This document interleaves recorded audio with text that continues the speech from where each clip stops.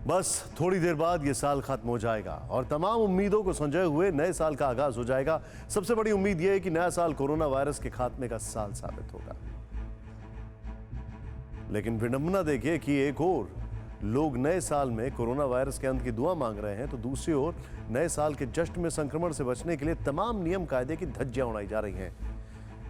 प्राण घातक वायरस से खिलवाड़ जारी है। देश के पर्यटन स्थल सैलानियों से पटे पड़े हैं। हजारों का हुजूम, मास्क नहीं लगाना, 2 गज की दूरी नहीं रखना, मतलब हर वो लापरवाही बरती जा रही है जो बहुत जल्द कोरोना की नई लहर ला सकती है। वो लहर जिसे वायरस का ओमिक्रॉन वेरिएंट आपदा के बहुत भीषण स्तर तक ले जा सकता है। जश्न के खुमार में वायरस को हल्के में लेना कितना भारी पड़ सकता है, उसका अंदाजा आपको देश में बढ़ते संक्रमण के आंकड़े देखकर हो जाएगा। लेकिन कोई आंकड़े देखना चाहता है?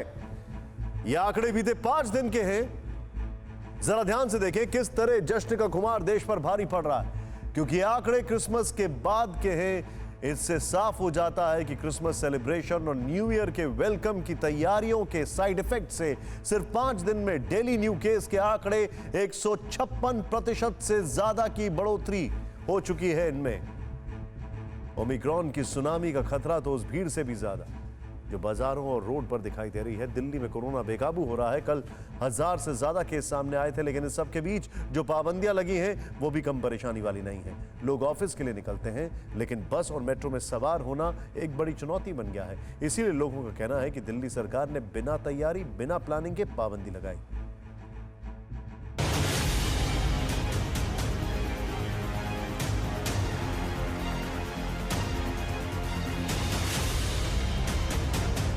कितना देर इंतजार करना पड़ रहा है? 1.5 घंटा हो गया। 1.5 घंटे से आप खड़े हैं?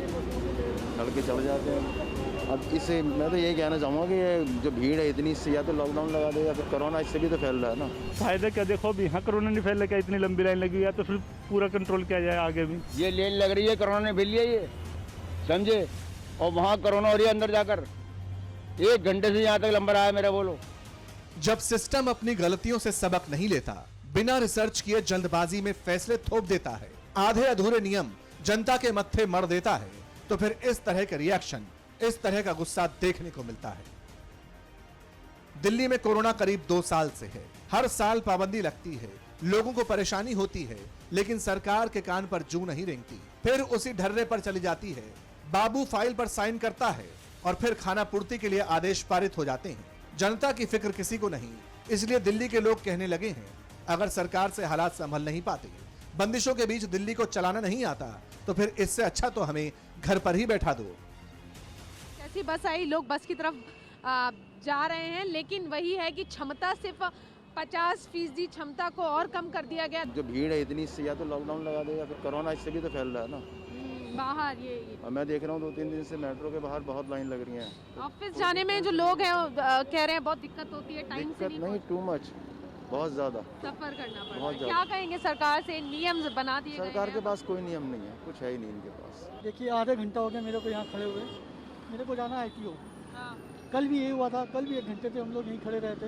बड़ी दिक्कतें हो रही हैं यहाँ पर, कोई साधन नहीं मिल रहा। ये सारी बातें इसलिए कही जा रही हैं क्योंकि दिल्ली की सड़कों पर रोजाना एक ही तरह की तस्वीर दिखाई देती है।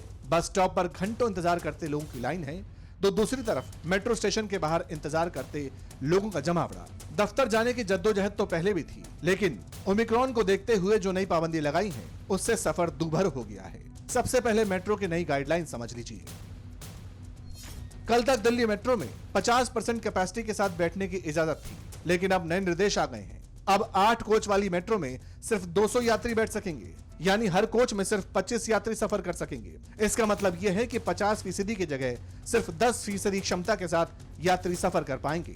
मेट्रो की तरफ से तो यह भी कहा गया है कि चूंकि परेशानी हो सकती है, इसलिए घर से पहले ही निकल जाएं।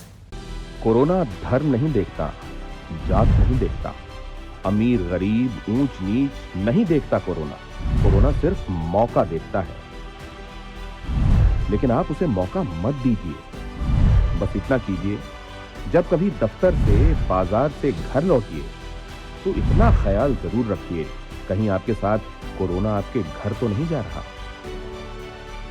भूलिए मत, कोरोना अभी जिंदा है।